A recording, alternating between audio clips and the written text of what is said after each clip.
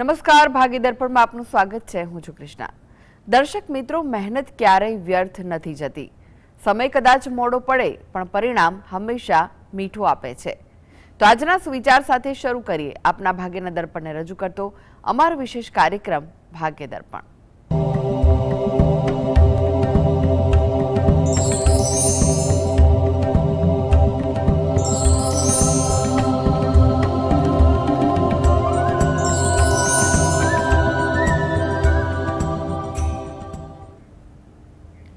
તો ભાગ્ય દર્પણમાં આપના પ્રશ્ન નિરાકરણ, રાશિફળ, પંચાંગ વિશે માહિતી અને માર્ગદર્શન આપવા માટે આપણી સાથે જોડાઈ ગયા છે જાણીતા જ્યોતિષાચાર્ય ડોક્ટર હેમલભાઈ લાઠિયા. હેમલભાઈ, ભાગ્ય દર્પણમાં આપનું સ્વાગત છે. નમસ્કાર. નમસ્કાર હેમલભાઈ, સૌથી પહેલા વાત કરીએ આજના પંચાંગ વિશે. તો શું છે આજનું પંચાંગ તે જણાવશો? આજે તારીખ 10/5/2026 રવિવાર, વૈશાખ વદ આઠમ તિથિ છે 15/7 સુધી. ધનિષ્ઠા નક્ષત્ર છે 24:50 સુધી, પછી શતતારા નક્ષત્ર છે. બ્રહ્મા નામનો યોગ છે અને કૌલવ નામનું કરણ છે. આજની રાશિ છે મકર, કે જેના નામાંક્ષર છે ખ અને જ, જે 12 અને 13 સુધી છે. ત્યારબાદ કુંભ રાશિ છે કે જેના નામાંક્ષર છે ગ, સ, શ. દિન વિશેષમાં જોઈએ તો પંચક બપોરે 12 અને 13 થી છે. જી, રાશિફળની વાત કરીએ તો રાશિમંડળની પ્રથમ 3 રાશિ મેષ, વૃષભ, મિથુન રાશિના જાતકોનો આજનો દિવસ કેવો રહેશે? મેષ રાશિ કે જેના નામાંક્ષર છે અ, લ, ઈ. આજે તમારે કામકાજમાં થોડા વ્યવહારુ બનવું. આજે જેટલા વ્યવહારુ બનશો એટલી કામકાજમાં અને દિનચર્યામાં સરળતા રહેશે. તમારામાં સહકારની ભાવના પણ જોવા મળે અને તમને એની થોડી કદર પણ થાય તેવું બને. તમને કોઈ અગત્યની વાત જાણવા મળે અથવા સમજવા મળે તેવું પણ બની શકે. વૃષભ રાશિ કે જેના નામાંક્ષર છે બ, વ, ઉ. કોઈ જગ્યાએ મુસાફરી થાય કે તેનું આયોજન થાય તેવું બની શકે. કોઈ જગ્યાએ વાતચીત કરવાની હોય, અંગત હોય, વ્યવહારુ હોય કે કંઈ પણ, આજે વાતચીત કરવામાં ધ્યાન રાખવું. કોઈ જગ્યાએ ગેરસમજ કે ખોટી દ્વિધા ઊભી ન થાય તેનું ધ્યાન રાખવું એ જરૂરી છે. પરિચિતો સાથે આજે સમય વધુ પસાર થાય, વાતો વિચારોનું આદાન પ્રદાન થાય અને એમાં તમને સંતોષ પણ થતો જોવા મળી શકે. મિથુન રાશિ, આ જાતકોને વિદેશના કામકાજ બાબતે કોઈનું માર્ગદર્શન લેવા કે ખરીદી કરવા જવું હોય તો આજે એને અનુકૂળતા વધુ રહે તેવું બને. કોઈ આકસ્મિક લાભ પણ સંભવિત થાય તેમાં. આજે તમે કોઈની પણ સાથે મજાક કરવાની વૃત્તિથી દૂર રહેજો, જેથી કરીને જાણે અજાણે કે નિર્દોષ ભાવથી કોઈની લાગણી ના દુભાય કે જેની સાથે કોઈ દ્વિધા ઊભી ન થાય તેનું ધ્યાન રહી શકે. કોઈ જગ્યાએ મુસાફરી થાય કે તેનું આયોજન થાય તેવું પણ આજના દિવસે સંભવિત છે.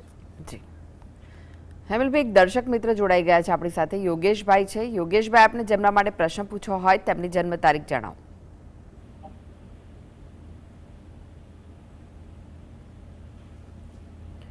યોગેશભાઈ, આપને જેમના માટે પ્રશ્ન પૂછવો હોય તેમની જન્મ તારીખ જણાવો. જન્મનો સમય 4 વાગે અને સ્થળ કયું છે? સુરત. પ્રશ્ન જણાવો, શું પૂછવું છે? પ્રશ્ન મારું ઘર સેલ કરવાનો છે, વિશ્વનો છે, કેટલો ટાઈમ લાગશે? જો તમારે ઘર બાબતે હાલમાં સમય મધ્યમ છે, એટલે તમારે ધીરજ, માર્ગદર્શન અને આયોજન સાથે કામકાજ કરવું એ અગત્યનું છે. મકાનની શોધખોળ હોય કે મકાન ચાલુ હોય એને આગળ પૂરું કરવાનું હોય, કોઈ પણ બાબત હોય તો એમાં ધીરજ તમારે રાખવી, અનુકૂળતા, માર્ગદર્શન સાથે જ આગળ વધવું સલાહભર્યું છે. તમારું કામ થાય તેવા યોગ તો છે, પરંતુ ધીમી ગતિએથી કામ આગળ વધે માટે એ રીતે તમે પ્રયત્ન કરજો, જેથી કરીને 2026 મધ્યમ છે પરંતુ 2027 વધુ આશાસ્પદ લાગી રહ્યું છે. તો ઈશ્વર કૃપાથી 26માં પણ તમારું કામ થઈ શકે ખરું. આ માટે તમે દરરોજ જે સવારે ઘરે બેસીને ગણપતિ દાદાના કોઈ પણ મંત્રના જાપ કરો એ અગત્યનું છે. મીનાક્ષીબેન જોડાઈ ગયા છે. મીનાક્ષીબેન, આપને જેમના માટે પ્રશ્ન પૂછવો હોય તેમની જન્મ તારીખ જણાવો. હા, મારા માટે પૂછવું છે. જી. તો મારું છે જન્મ તારીખ છે 7 નવેમ્બર 1955. સમય છે રાતનો 9:35 અને સ્થળ કયું છે? અને સ્થળ દાહોદ, પ્રશ્ન જણાવો, શું પૂછવું ગુજરાતના છે? પંચમહાલ જિલ્લામાં. મારો પ્રશ્ન એ છે કે મારો છે ને મને યાદ એટલે રહેતું નથી અને હું કોઈ પણ કામમાં કોન્સન્ટ્રેટ થઈ શકતી નથી. એક કામ કરવાનું હતું, એ કામ પૂરું નહીં થાય અને બીજું શરૂ કરી દઉં છું. એટલે મારું એક કોન્સન્ટ્રેશન લેવલ બહુ ઓછું થઈ ગયું છે. જી જી. જો તમારો જે પ્રશ્ન જે છે એ મુજબ જોવા જઈએ તો અત્યારે સમય એવો છે કે તમે એ કોન્સન્ટ્રેશન બાબતે પ્રયત્ન કે કોઈના માર્ગદર્શનથી તમે કંઈ પણ કામ કરવાની પદ્ધતિ અપનાવશો તો પરિસ્થિતિમાં સુધારો આવે તેવા યોગ તો દેખાય છે. એટલે એવી કોઈ ચિંતા કરવા જેવું લાગતું નથી.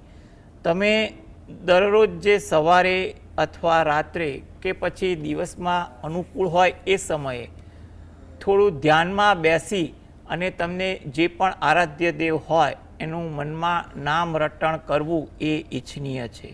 શક્ય હોય તો સવારે અને સાંજે બંને ટાઈમ કરો અને દિવસમાં સમય મળે ત્યારે પણ એકાદ વાર કરો. થોડો સમય 5 મિનિટ 15 મિનિટ જેવી તમારી અનુકૂળતા એ મુજબ તમે સમય ફાળવી અને ધ્યાનમાં બેસી અને તમારા જે પણ આરાધ્ય દેવનું નામ સ્મરણ કરશો તો પરિસ્થિતિ ધીરે ધીરે સુધરે તેવું બને. તદુપરાંત તમે કોઈ પણ ધાર્મિક પુસ્તકનું વાંચન કરો. જે પણ તમને શ્રદ્ધા હોય એ ધાર્મિક પુસ્તકનું વાંચન એકદમ ધીરે ધીરે કરો. એક એક લીટી પર તમે આંગળીના વેઢે વાંચન કરો અને એને સમજવાની કોશિશ કરવાની પ્રેક્ટિસ કરો. એવી રીતે તમે વાંચન કરવાની કોશિશ કરશો ને તો પણ તમારા માટે પુણ્ય પ્રભાવ વધશે અને તમારું આ બાબતેની જે ફરિયાદ છે એ દૂર થાય તેવું આપણે કહી શકીએ. જી. માધુરીબેન જોડાઈ ગયા છે. માધુરીબેન, આપને જેમના માટે પ્રશ્ન પૂછવો હોય તેમની જન્મ તારીખ જણાવો. मेरी છોકરીનો જન્મ તારીખ છે 6/10/2004. તો એના સમય કયો છે જન્મનો? 6/10/2004. સમય કયો છે? સમય, જન્મનો સમય. જન્મનો સમય સાંજના 7:30. અને સ્થળ કયું છે? સ્થળ રાજકોટ. પ્રશ્ન જણાવો હવે, શું પૂછવું છે? એને વ્યવસાયમાં સમજ કેવો મળશે, નોકરી મળશે, ધરણ મળશે. શું કહો છો? અવાજ કપાય છે. આપનો અવાજ ક્લિયર નથી આવી રહ્યો. ફરી એકવાર પ્રશ્ન જણાવો. ટીવી નથી મોકલે. તેનો સંબંધ ક્યારે થશે અને કેવું મળશે? નોકરિયાત મળશે કે સાધારણ મળશે? જી જી. કે કેટલા ટાઈમમાં થશે? જો એના માટે અત્યારે સમય એવો છે કે પ્રયત્ન કરો. 2026માં પ્રયત્ન કરવાના યોગ દેખાઈ રહ્યા છે. એટલે પ્રયત્ન કરશો એ તમારા માટે ઈચ્છનીય છે. 2027 પણ વધુ આશાસ્પદ છે. એટલે તમે ધીરે ધીરે પ્રયત્ન કરતા રહેશો તો તમારું કોઈ જગ્યાએ વાત નક્કી થાય તેવું બની શકે. પાત્ર તો જોવા જઈએ તો એને સારું મળે એવા યોગ છે, પરંતુ જન્માક્ષર મેળવીને આગળ વધો તો તમારા જે મનમાં રહેલા સવાલોનું પણ સમાધાન એમાં થઈ શકે તેવું માનવું છે. એટલે તમે એ રીતે પ્રયત્ન કરો.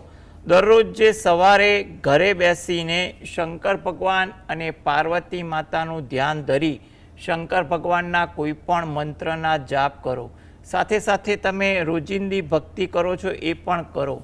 અઠવાડિયામાં એકવાર કે મહિનામાં એકવાર તમે રહો છો એની નજીકમાં કોઈ શંકર ભગવાનનું મંદિર હોય તો ત્યાં આગળ દર્શન કરવા જઈ ત્યાં પણ શંકર ભગવાન પાર્વતી માતાજીને પ્રાર્થના કરો. એ વસ્તુ અગત્યની છે. ઉપસ્થિત દેવદેવીને પણ પ્રાર્થના કરો અને બહાર પીપળાના વૃક્ષને જળ વડે સિંચન કરી પ્રદક્ષિણા ફરો. એ પણ વસ્તુ અગત્યની બને છે. એટલે તમે હાલમાં પ્રયત્ન કરો, આ મુજબની ભક્તિ કરો તો અત્યારે 26માં કરેલી મહેનત 26માંય મળી શકે, આગળ 27 કે એને પછી પણ મળે તેવું આપણે કહી શકીએ. જી, કીર્તિબેન જોડાઈ ગયા છે. કીર્તિબેન, આપને જેમના માટે પ્રશ્ન પૂછવો હોય તેમની જન્મ તારીખ જણાવો. હાલો, જય ગણેશ. જય ગણેશ. મારી બેબી માટે પ્રશ્ન છે. મારી બેબીની જન્મ તારીખ 17/4/98. સમય કયો છે જન્મનો?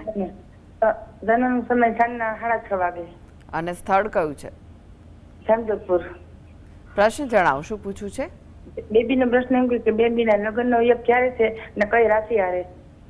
જી, જો તમારા દીકરીને લગ્ન યોગનો સમય તો અત્યારે સારો ચાલી રહ્યો છે. તમે પ્રયત્ન કરો એ વધુ અગત્યનું છે. 2026, 27, 28 ત્રણેય વર્ષ સારા છે. એટલે ખોટી ચિંતા કે ખોટા વિચારો ના કરતા સારી જગ્યાએ વાતચીત કરવાના પ્રયત્ન કરો, અને એ વાતચીત માટે તમે થોડી મહેનત પણ કરો તો ઈશ્વર કૃપાથી તમને તમારા કામમાં સફળતા મળી પણ શકે. આ માટે એ પોતે દરરોજ જે સવારે, એમાં પણ સૂર્યોદયના સમયે સ્નાનાદિથી નિવૃત્ત કરી સૂર્ય ભગવાનને 2 હાથ જોડી અને પ્રાર્થના કરે એ અગત્યનું છે.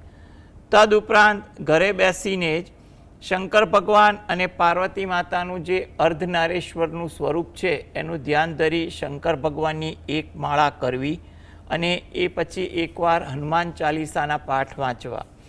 તમે રહો છો એની નજીકમાં કોઈ શંકર ભગવાનનું મંદિર હોય તો ત્યાં દર્શન કરવા જઈ પ્રાર્થના કરવી એ વસ્તુ અગત્યની છે. તો જેથી કરીને સમય સારો ચાલી રહ્યો છે, એમાં ઈશ્વર કૃપાથી એને સારું પાત્ર મળી જાય. જી, પ્રતાપભાઈ જોડાઈ ગયા છે. પ્રતાપભાઈ, આપને જેમના માટે પ્રશ્ન પૂછવો હોય તેમની જન્મ તારીખ જણાવો.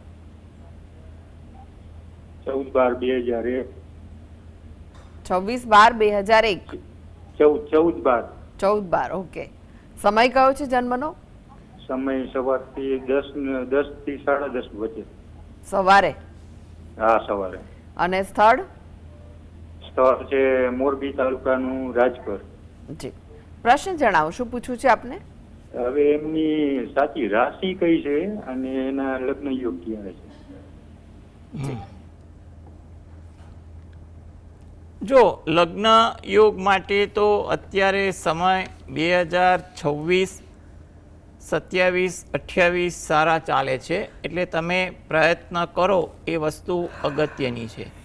અત્યારે શક્ય હોય એટલી તમારે પ્રયત્ન કરવાની જરૂરિયાત દેખાય છે, તો જેથી કરીને એને સારું પાત્ર મળી જાય તેવા યોગ આ સમયગાળામાં છે.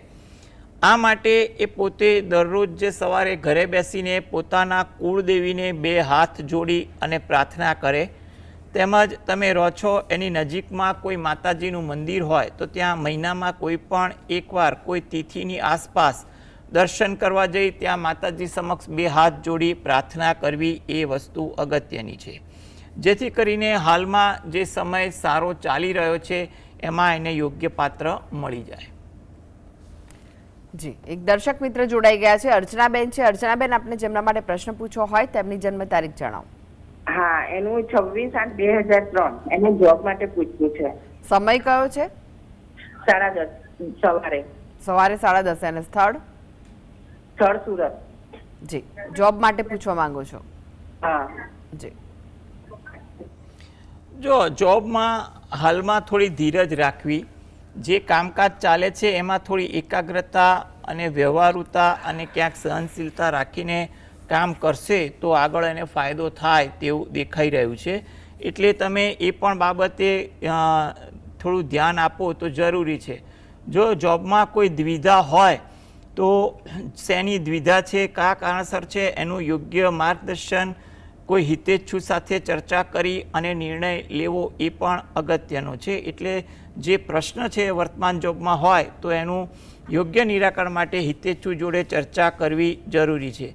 જોબ માટે આગળ 2027 આશાસ્પદ છે. એ દરમિયાન કોઈ સારી તક મળે અથવા વર્તમાન જોબમાં પરિસ્થિતિ સુધરે તેવું બનવા જોગ છે. આ માટે જો એ પોતે દરરોજ જે સવારે ઘરે બેસીને 12 વાર ગાયત્રી ચાલીસાના પાઠ વાંચે અને રાત્રે ઘરે બેસીને 5 વાર હનુમાન ચાલીસાના પાઠ વાંચે તો એની કારકિર્દી અંગે કોઈ સારી વાત બને તેવું આપણે કહી શકીએ. જી હેમિલભાઈ, તમે જોડાયેલા રહેશો. આગળ પણ બાકીની રાશિનું રાશિફળ આપની પાસેથી જાણીશું. તો ભાગીદાર પણ આગળ વધીએ તે પહેલા લઈએ બ્રેક.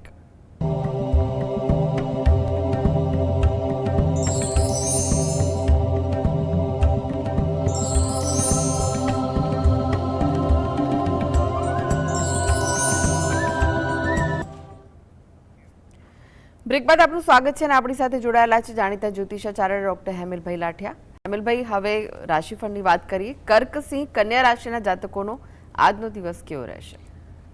કર્ક રાશિ કે જેના નામાંક્ષર છે ડ અને હ. થોડું વ્યવહારુ અભિગમ આજે તમારી દિનચર્યામાં રાખવો જરૂરી છે.